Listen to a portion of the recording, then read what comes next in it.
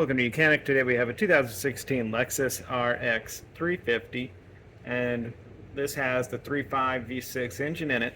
We're going to go over the process to be able to change out your air filter. So our air filter box is located on the left-hand side of the vehicle, being your driver's side.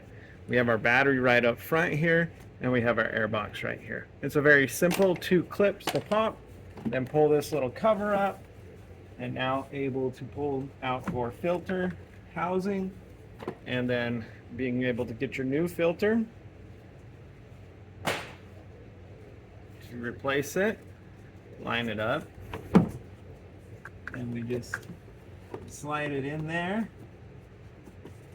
And then we have 2 tabs on the right or the left hand side here. As we're looking at it, we need to get the on the clamshell on this side and then press it down, and now just being able to lock the clamps into place, and that is the replacement of our engine air filter on our RX350 of a Lexus. Thanks for watching Mechanic, where you can be the mechanic.